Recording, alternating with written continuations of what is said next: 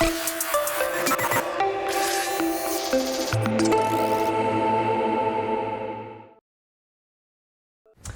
so good afternoon, everybody, and thank you for being here and for choosing us over the other room. I've been told there's some competence, so... yeah, I know it's been a couple of intense days. Energy is starting to fade away, but please, I'm going to ask you to stick with us just for a little bit longer because we still have some very insightful and interesting presentations. Even though they seem to be independent works, I think they also seem to have a common approach, which is that of a human-centric innovation. And without further ado, I'm just going to give the floor to Tony Donegan, who is going to speak about the convergence of artificial intelligence and the metaverse in orthopedic healthcare. So, thank you.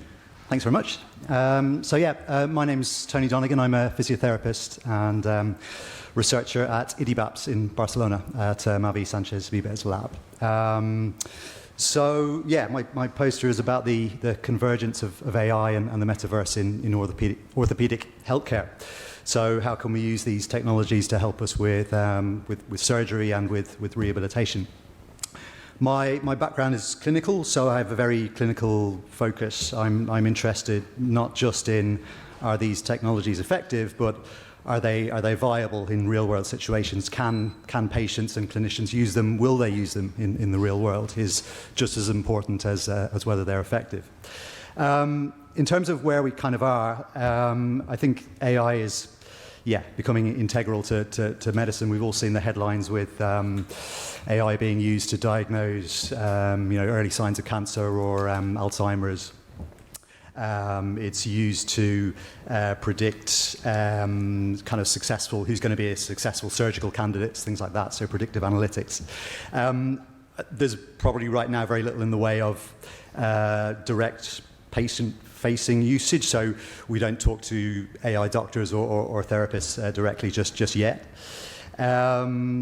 I think the metaverse, as Mel suggested yesterday, is some way behind that. It's still largely conceptual, but I think what we've seen over the last couple of days is there's definitely some really interesting proof of concept and pilot work going on, particularly in mental health, but also in physical rehab and medical education. And then how these two things can converge again is, we're some way off seeing these technologies being used together, but it's on the way. Probably one area where we're kind of slightly ahead of everything else because of the ethical and regulatory sort of barriers are a little bit less is in training clinicians and educating clinicians. It's not as sort of strict as when you're dealing with patients. So we already have kind of commercially available surgical simulations that give you haptic feedback, can give you real-time feedback on your surgical technique in terms of your efficiency of movement, which is really important in surgery, your timing, your object placement, and your pressure and how well you're applying pressure to the tissues in the surgery.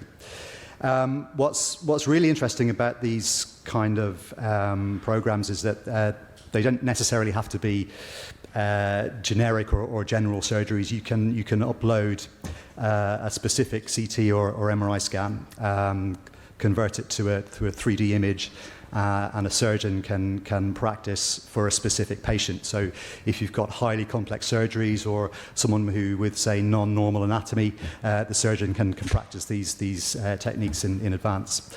And obviously with the metaverse, we can, it sort of facilitates remote supervision as well. So, very experienced surgeons can help out with student training and things like that remotely.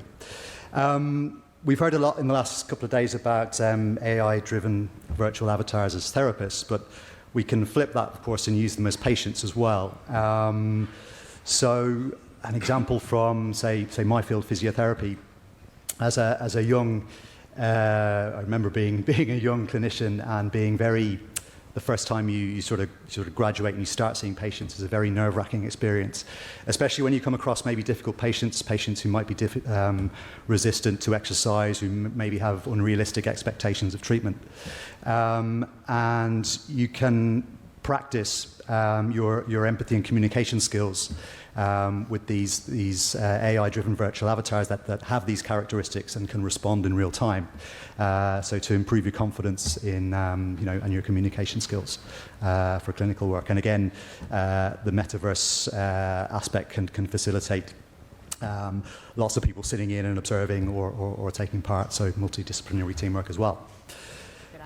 Mavi talked a little bit about this study that we conducted with chronic pain patients. I'm sorry, Mavi, I'm going to mute you.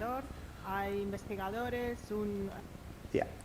I won't talk too much more about that, but a couple of really interesting things that came out of this study, just to expand on what Mavi said, was the extraordinary sense of both presence that these patients had for the meeting. They really felt as if they were there, and co-presence. They really felt that other people were there with them. So this can be extraordinarily therapeutic as well, especially for people who maybe have mobility constraints, or and for organising these meetings, which is difficult to get 12 people in a room together at the best of times.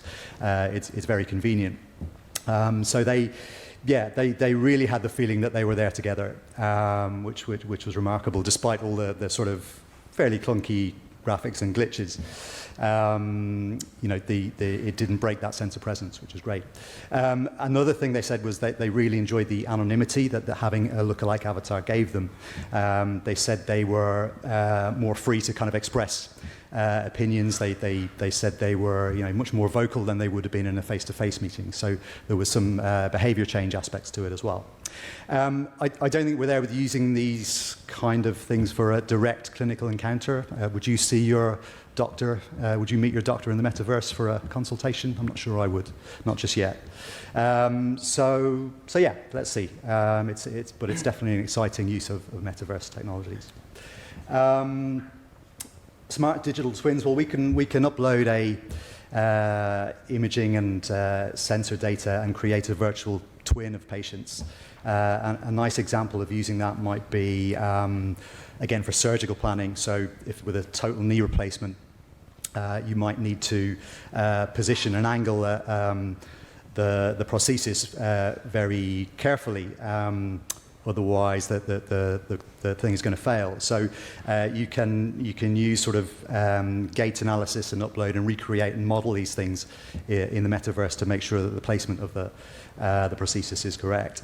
And another nice one is you can use it to educate patients. So you can sit in the metaverse with your digital twin of your patient and the patient, and you can educate them, show them, for example, if there's a break in the bone, or where the effect of the surgery, what the surgery is trying to do. So some nice use of that.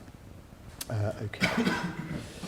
So with AI, we can obviously with VR we can capture an awful lot of data.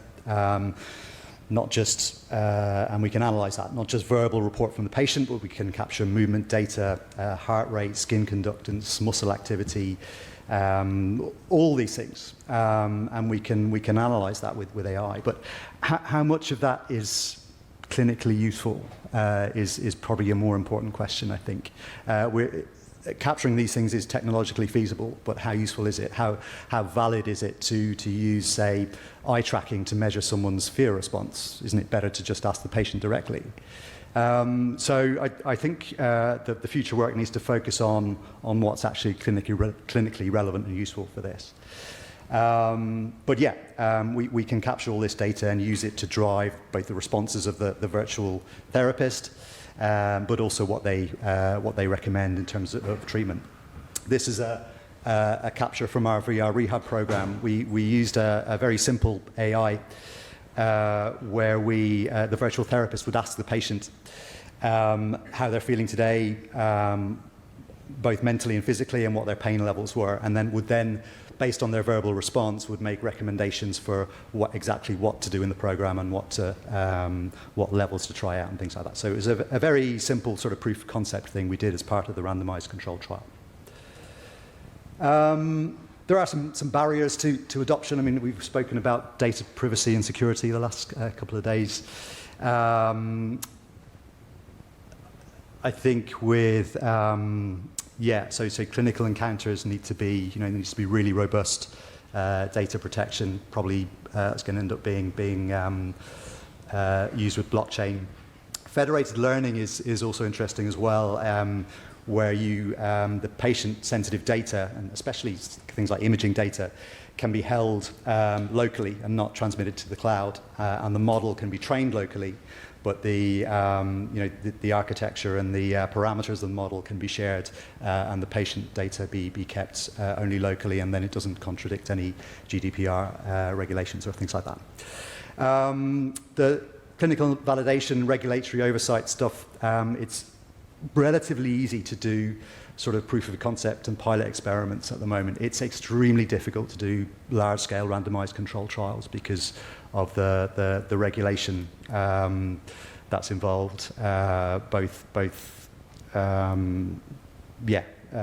both ethically and with the medical device regulation people, because virtual reality software generally is now regulated very tightly as a medical device, and there are a lot of regulatory hoops to jump through.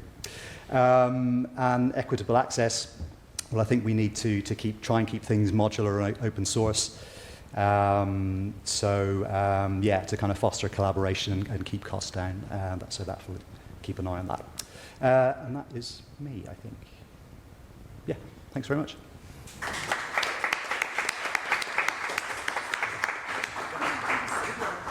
Yeah, sure. Okay. Okay, so I think we're going to go ahead with the next presentation, and then we'll open the floor for the final debate, if it's okay. Should I just start now? Or? Yeah, exactly. So now we're going to have Yuke, which is going to speak about embodied artificial intelligence and multisensory VR for skill acquisition and rehabilitation in the Metaverse. Okay, thank you. Hello, everyone. My name is Clarice Yuke, and I come from Goldsmiths University of London. My supervisor, II EMRN Marco Gillis, I'm a second-year PhD student. So today I'd like to share a part of my PhD, like embodied AI and multisensory VR for dance motor skill learning in Metaverse. So let's start with this. Actually, most of us face the physical challenges as well, like the sedentary lifestyle, and which cause the lower back pain, big muscles, reduced body coordination. This is physically, and also we just face some cognitive challenges, such as because of the massive information, such as the cognitive overload, stress, and reduced focus. So that's the reason actually why we just gather here to ask a similar question, like, can AI power immersive technology bring new human development for opportunities? So actually a lot of researchers have already proved that the effect of virtual reality on learning and training in various sports and exercise games, such as rolling boat, basketball, jogger, also.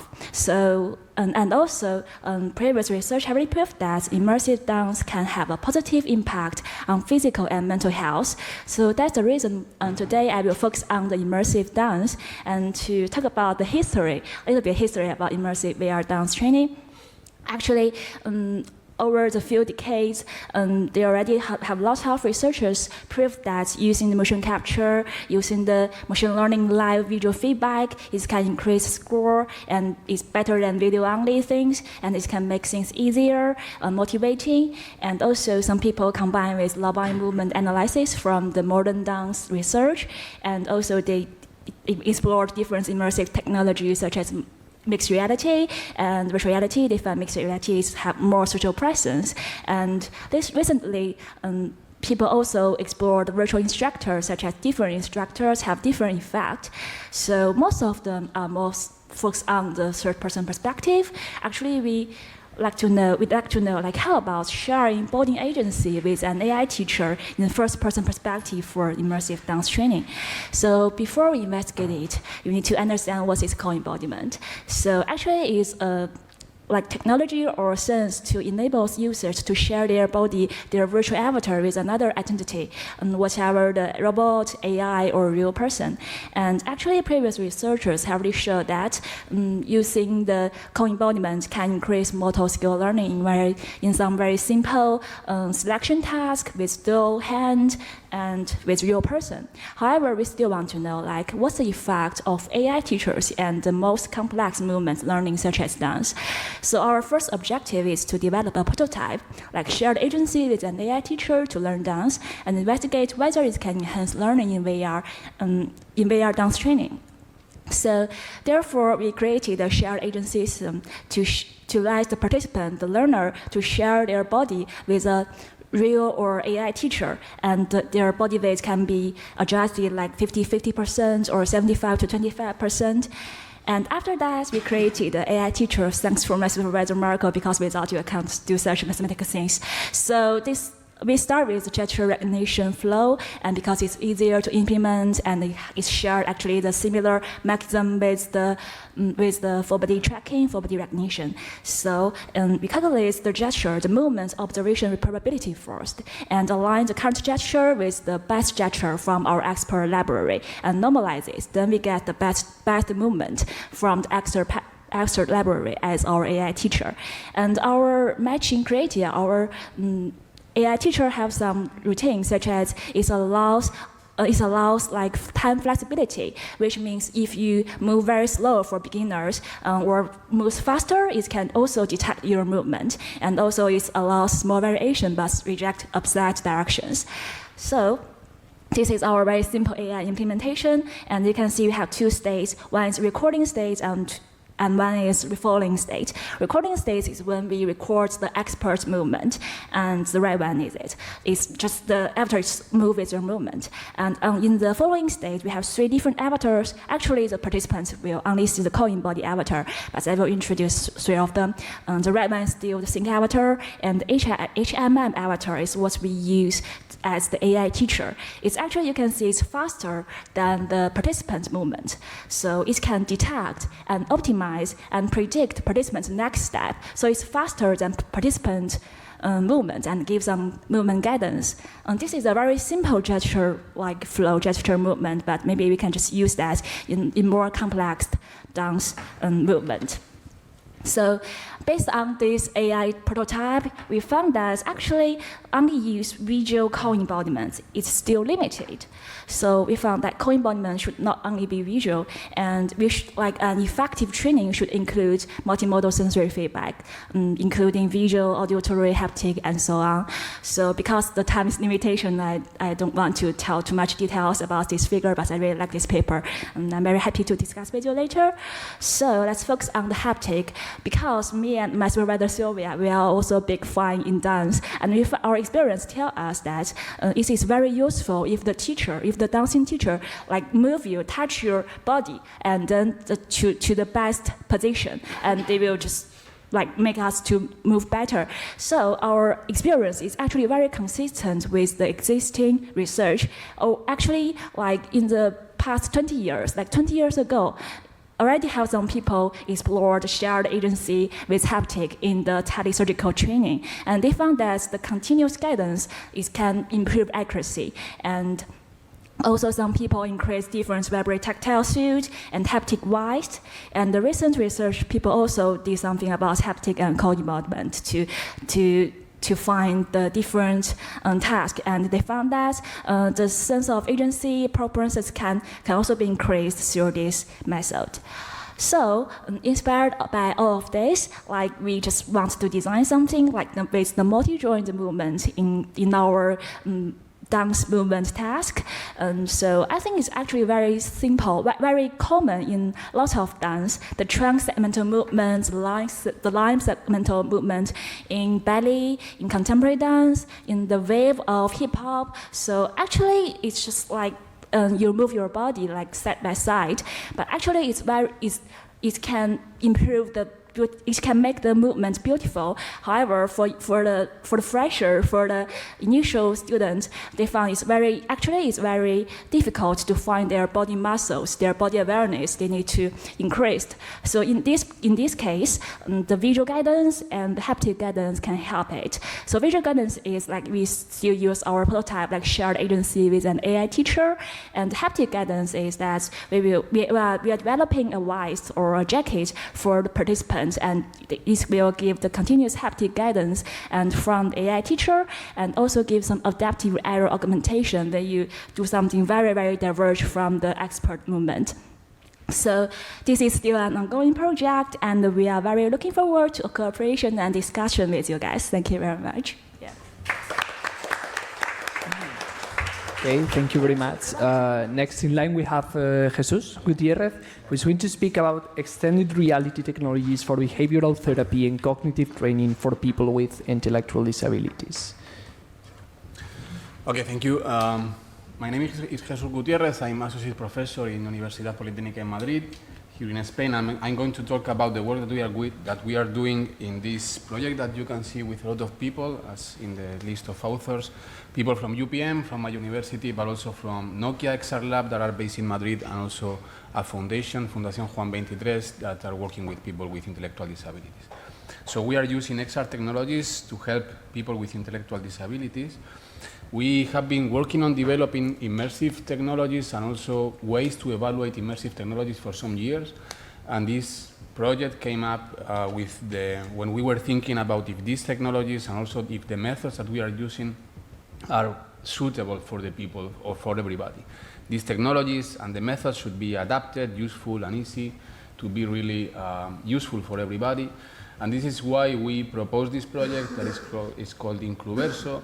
And the goal is to design, develop, and validate XR technologies for the inclusion of people with psychosocial vulnerability, especially with intellectual disability.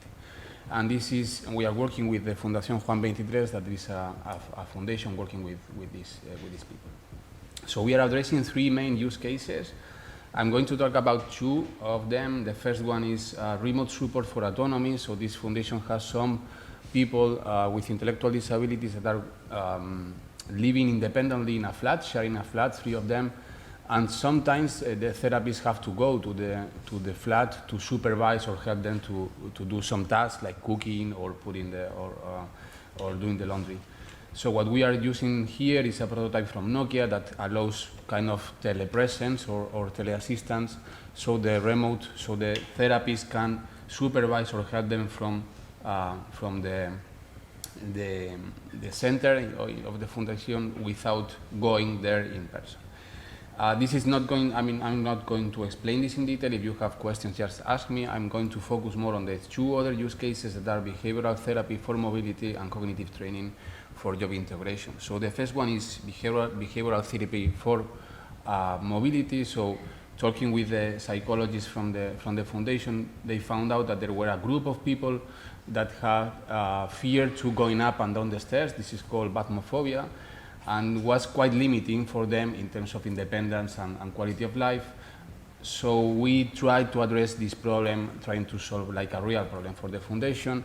The normal or the common way to treat these phobias is through systematic desensitization. So there is a first phase where they learn how to relax when they are faced to an anxious stimuli, and then they are exposed step by step, like little by little, to anxious stimuli. So people with intellectual disabilities have problems normally in this imagination process, and this is where we are helping them with XR. So we are using XR to let's say, show some relaxing and also some exposure stimuli built up on 360-degree video, but also on VR scenes. So we are using MetaQuest 2. We are also measuring some biosensors. These sensors should be, especially with people with intellectual disabilities, not invasive and without cables or whatever, because this kind of make them also fear or feel the sensation that they are like in the hospital or something. So we are using an empathic, a wristband, and also very small sensors for electromyography, since stress, normally we try to, we squeeze our hands, so we try to put this in tension. So the overall procedure is some pre-evaluation and post-evaluation done by the psychologist, and what we are using is in relaxation 360-degree videos of a scene that are relaxing for them, and a second phase that is the exposure phase, where we are facing them to stimuli that are kind of that they are feeling, no? Like in 360-degree videos, but also in virtual reality scenes. So this is like a diagram of an exposure session. First, there is a relaxation phase, then they are exposed to fear stimuli, like mechanical stairs simulating the ones in the Metro of Madrid, for example, from both perspectives, from upper and down of the stairs. And then there are some questionnaires where we are assessing if they are fearing this, they are feeling okay, or if they have some fear of this, to these stairs. And depending on the response, we go back to the relaxation, or we can also provide some audio feedback and trying to help them to relax, to breathe and relax, or we continue with a next fear stimuli in a hierarchy that was done at the beginning by the psychologist. This assessment, you can see the phases, because using the controllers is difficult, so we provided these phases, and they were looking at the phases in order to vote. The controllers were not used. So what we achieved, I forgot the numbers, so we did this with 9 participants over 6 months, a lot of sessions, and at the end we were quite surprised. Everything worked well for everybody, and they, as you can see in this small video, this is the last step of this process, and they went to the Metro in Madrid, and they were able to go up and down the stairs. If you see the whole video, you can see that at the beginning they were really like feeling this, and they were not able to do this. So this is the first use case that is already finished, and the second one is in cognitive training. So there is other people in this foundation that are trained in cognitive skills in order to be inserted in the job market. This training of attention and inhibition skills is normally done with a tablet in a 2D application, kind of a serious games process. And what we are trying to do is bring these XR, these serious games to XR, since we can think, or we hypothesize that XR can enhance the performance and the efficiency of the training. So we are using again XR and biosensors. We are only using VR scenarios that are simulating real scenarios or real job scenarios, like for example, they are trained to work in supermarkets, to put in the logistics of supermarkets, or in a cafeteria or restaurants as waiters. So we are simulating a supermarket and a cafeteria, and we think that XR and also this possibility of moving and exploring spatially can provide some benefits on this 2D common approach. So we are doing this right now. So it's 8 months of the whole process, 8 participants. We have this cafeteria and supermarket, 2 tasks, like putting objects or removing objects, and different levels, so they can progress, and we can see the progress on this training. There is a pre-evaluation and post-evaluation done by the psychologist. We have a phase of adaptation to the technology, so they can try the headset and try the hand controllers. Here we are using the hand controllers. And then they start this whole training phase on both scenarios and in different levels. So this is ongoing, as I said, and we are using in both use cases biosensors. So as you have, if you know or you have heard in previous talks, this can provide information about the emotional and cognitive state of the users, and can provide useful feedback to the therapist, and provide information also about the progress of the training or the therapy, and also provide some tools to do some kind of semi-automatic sessions. As I said, we have to use non-invasive sensors, which kind of do things a little bit more complicated, because this smartwatch, for example, the signals are very noisy, so later on it's difficult to get some conclusions, but we are getting heart rate, electrodermal activity, electromyography, activity of the muscles, and also we are analyzing eye tracking.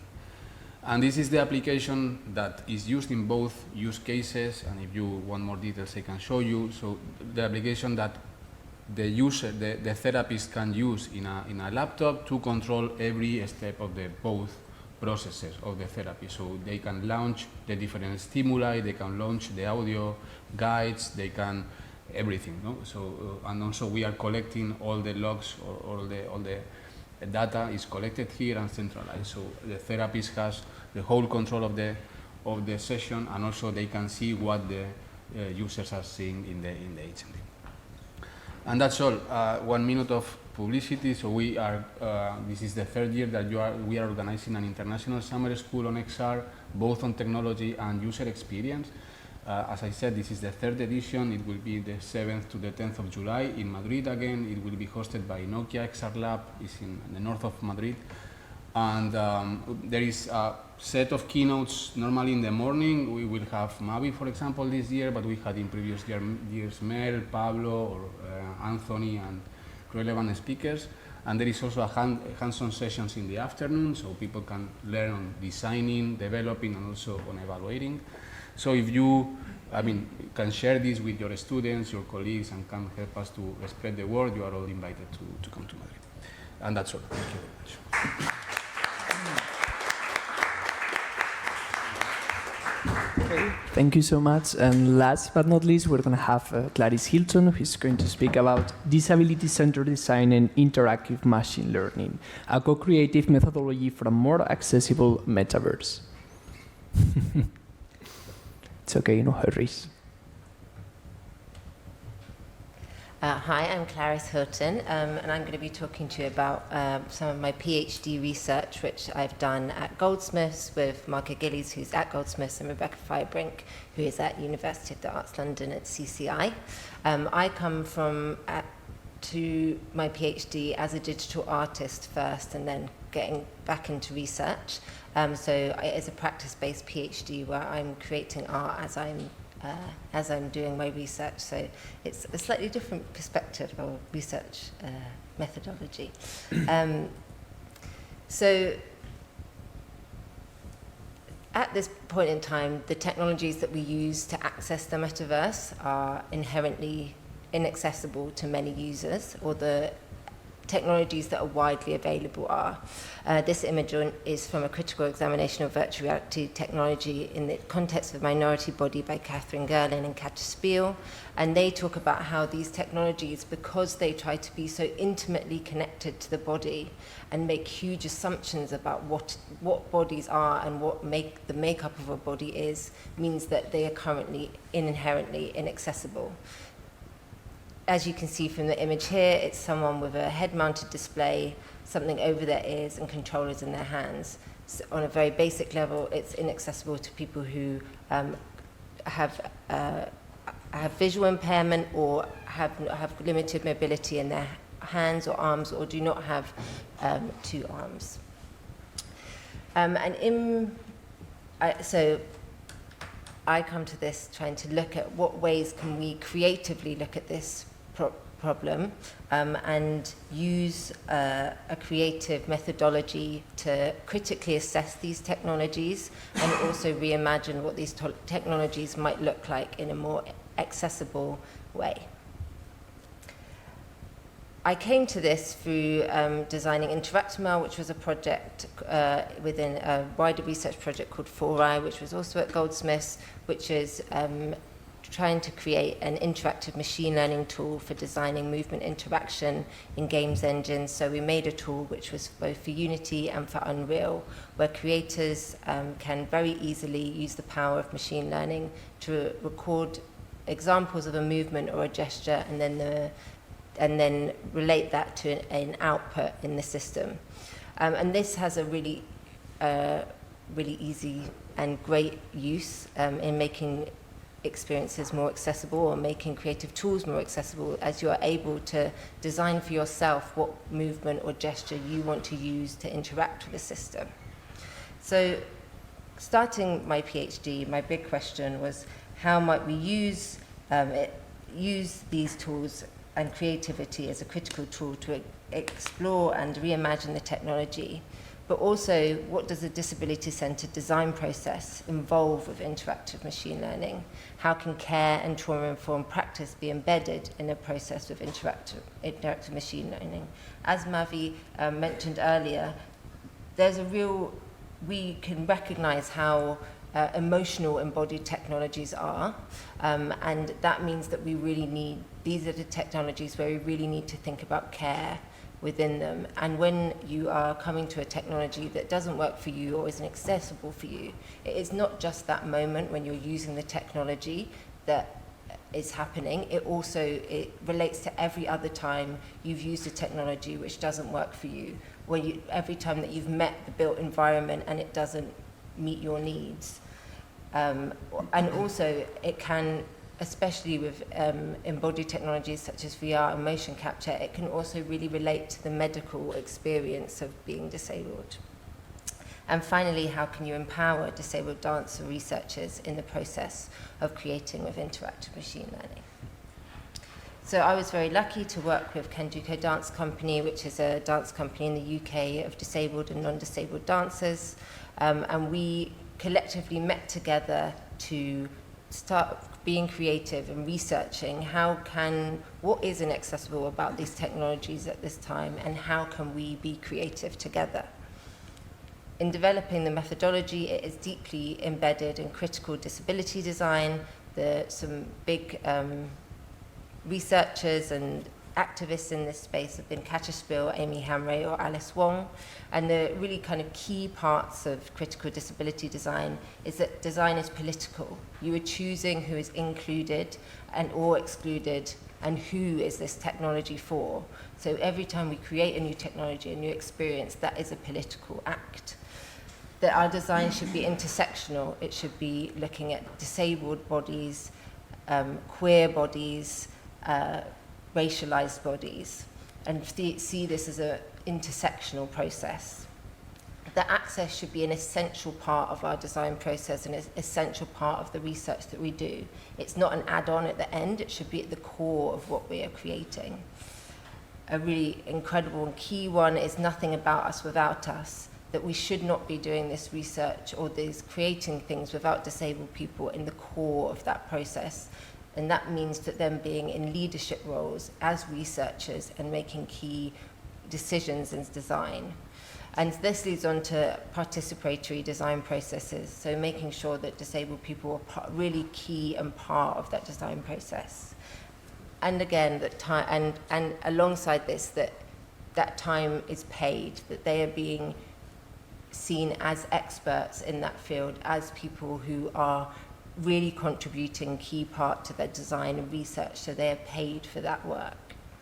So I took these kind of key parts of critical disability design and developed a framework that I would work with the dancers with, which I call a care-centered methodology.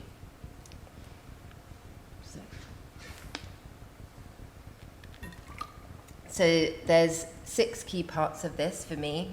It's that we are coming together on an equal footing, that we are all experts, that we are all coming together as designers, and that we are all researchers. And a part of this is also that we are all researched. When we came together in this space, I created a shared, so all the data that we collected was shared, and that we could comment on and reflect on that collectively. It was not that I was the researcher and they were the researched. We were all researchers in that space. We were all being researched.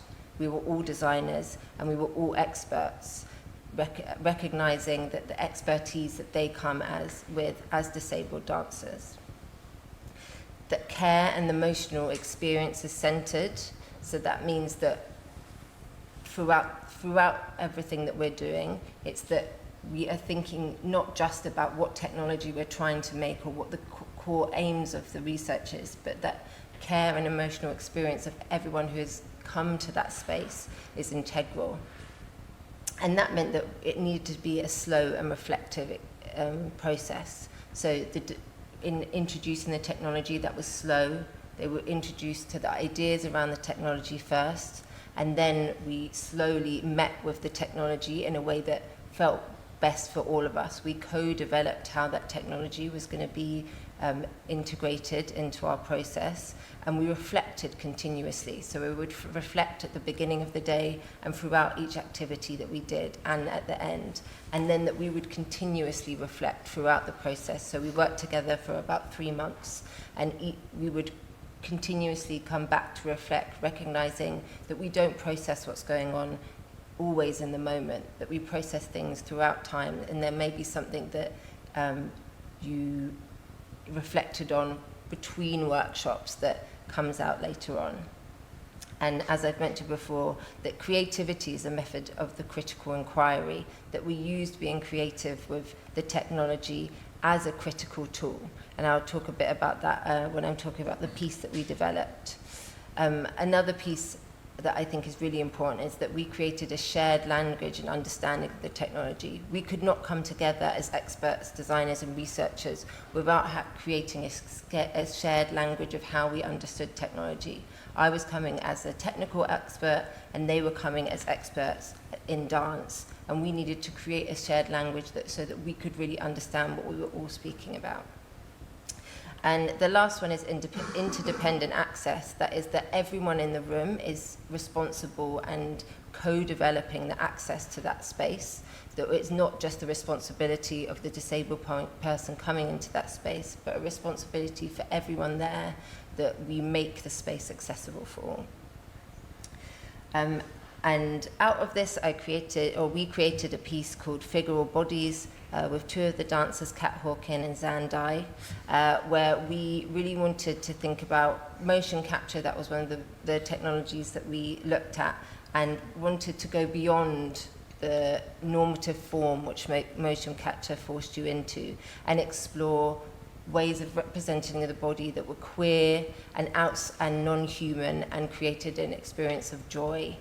So as you can see, the forms are very non-human, and we used Interactimel to create different ways of interacting with them, which might take small movements that the dancers were making and make big movements in the avatars. They also had an auditory world as well, so they weren't just interacting with a visual, they were interacting with the audio as well. The two dancers were in separate spaces and met in this virtual world, and here we were also playing with the idea that as a disabled dancer, you're not always able to show up to perform and be in spaces, and being able to perform from home or in another space opens up more opportunities for you. Thank you.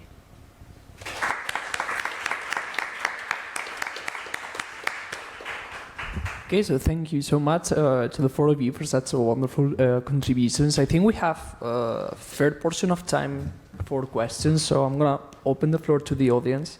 If anyone wants to raise any question to the presenters.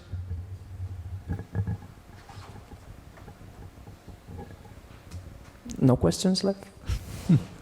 Okay, okay, maybe I can pose some questions. For instance, to Jesus. So when Clarice was speaking about her experience in the design, she was speaking about participatory design. So for instance, how has that idea reflected on your experiment? Have you incorporated persons with intellectual disabilities also in the design part, or only when it comes to the experiment? Not in these two use cases. We started working only with the psychologists and ourselves. Okay. But we did some improvements in the process after seeing the feedback from the people with intellectual disabilities. Okay. So this is something that we are targeting in future projects, or we have posting, describing in project proposals to involve, to do like a formal co-design process with every element of the project. And when you design this experience, how do you find like a proper balance between making them realistic and serving their purpose, but also making sure that they adapt to the potential needs of the subjects? In these cases, at least the stimuli that we have used was quite easy to identify. For example, in the part of behavioral therapy, so there was a previous phase. I didn't go into details, but there is a previous phase that is carried out by the psychologist, where they get from the users a hierarchy of stimuli that they are feeling, like stairs, mechanical stairs or static stairs where you don't have the bar to tighten, or if you can see the floor behind the stairs or not. So we did a hierarchy of it, and we represented stairs that were close to the real life, so stairs that were in the foundation, or we captured them with 360-degree video, so the stimuli were quite close. We try to analyze also the difference on having only 3 degrees of freedom with 360 video, or going to virtual reality. And for the second use case,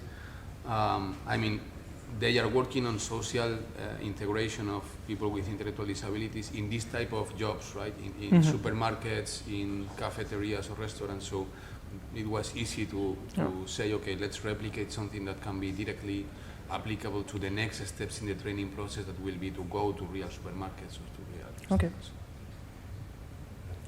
Yeah. Please, a little bit louder for the recording. I also have a question for Jesús. That's very interesting. I'm not an expert in this field, in the healthcare, of course, but I would like to know from you, I was just ignoring this phobia, but if someone has mental disability, is not, I mean, I think the virtual reality can be limited because maybe they need someone who helps them to set the headset, to use it, basically. So the potentiality of it maybe is limited because if I use it to not send someone to help them in locus, it's a bit a paradox, you know.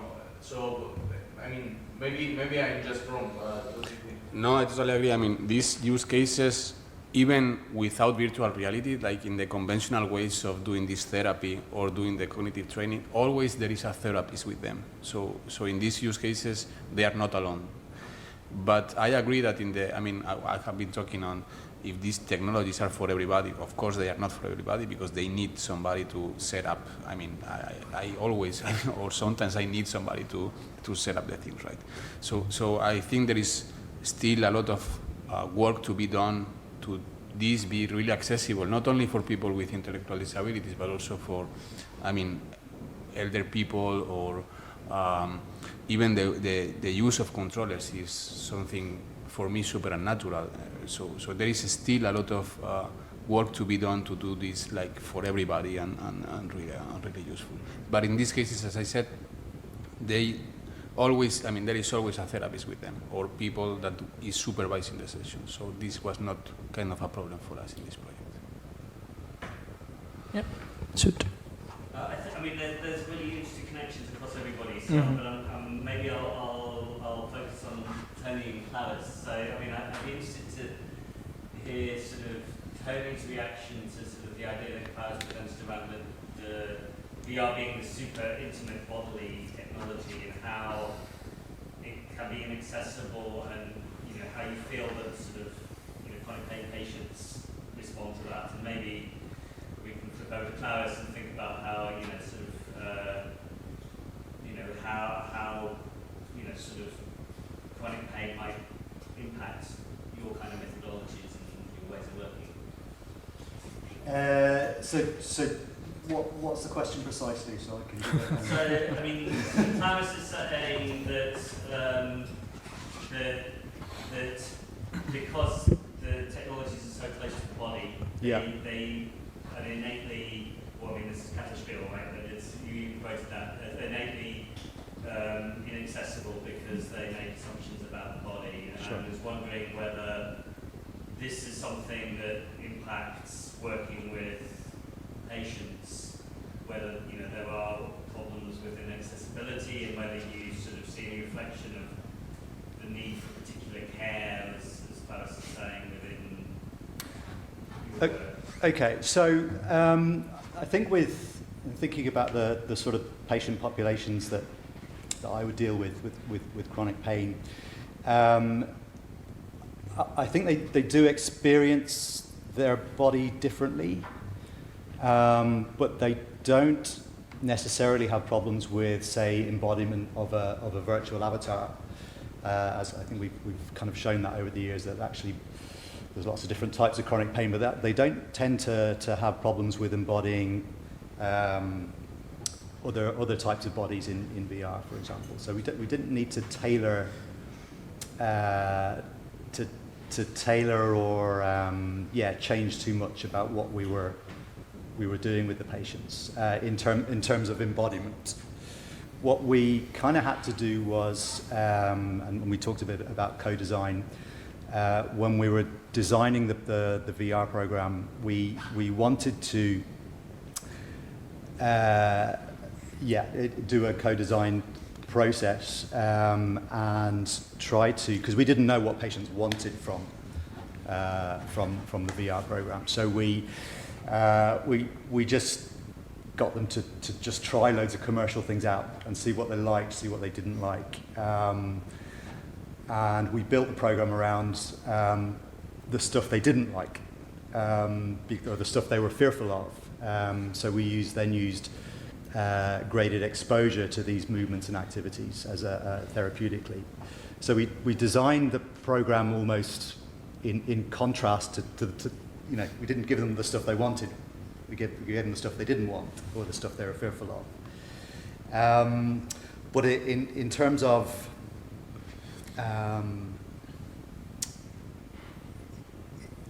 accessibility to VR and whether we had to adapt or change the technology to suit these patients, not so much. I mean, yeah, I don't know what you think. It was really interesting to hear about the work that you're doing, and specifically around that there's no impact on the ability to embody, and I think it really made me think of two things that happened during the creative process. So one of the dancers that I worked with, Kat Hawkins, they are double leg amputee, and they, before we could go into the new world that we'd created with these fantastical avatars that don't fit into the normative form, we were always faced with the initial software that we had to interact with, which forced you into the normative form before you were able to be more expansive. And we spoke a lot about how they found being embodied, they really felt embodied in that normative form, and that was a really traumatic experience for them, and that brought on a lot of chronic pain, increased the pain that they felt, and we spoke a lot about how we might mitigate that during the process, and we developed this kind of ritualistic way of going into the suits together. But then conversely, when we were we also used Open Brush, which has been mentioned today, to do some creative exploration in VR of what we might want our bodies to be in the virtual world. And after that experience of having agency in what the bodies might be created, we spoke about it having a therapeutic effect for almost all the dancers that we were working with. I remember one chronic pain patient that we had. She had complex regional pain syndrome, which is one of the most painful conditions, I suppose, or if not the most painful. They say it's the most unpleasant, most painful conditions to have. And we used a look-alike avatar with her, and she would spend time in VR, and there was she was embodied, and then she saw her body moving normally. So doing movements and activities that she couldn't do in real life without pain. Now, she wasn't moving whilst doing these activities. She was just observing, say, her legs moving and doing these things. And when she didn't find that painful, but when she came out, she was quite upset because she remembered how this brought on, a sort of traumatic thing, which she remembered what it was like to move without pain, and then she was like, "Oh no, I'm back in this body."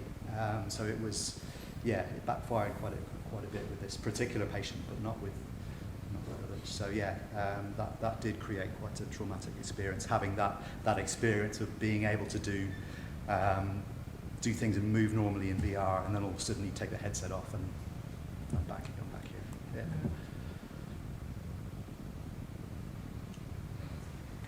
Yeah. There are 3 minutes left, 2 minutes left.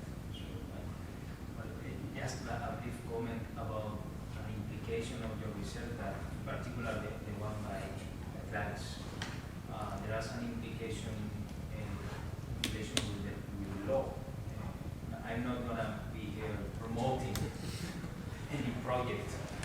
No, but when I was listening to you, it came back to my mind European Act that actually I'm not expert on, so I have to ask Gemini for it. It's the Digital Accessibility Act. In accordance with this act, digital products and services has to be made accessible to people with disabilities, which means that your research is quite relevant in this regard. And in particular, because this act refers to products, services, including websites, apps, and that's it. Now they probably, when they drafted this act, they did not have into account exam technologies or handsets and all of these kind of things. So your research might be very useful for legal experts, and in the end, they are not able to establish which are the requirements that this product must comply with. And what is incredible is that this act will enter into force in June 28, 2025. So within 2 weeks. That's good. That's a massive moment. Yeah, we're quite far away from it being accessible.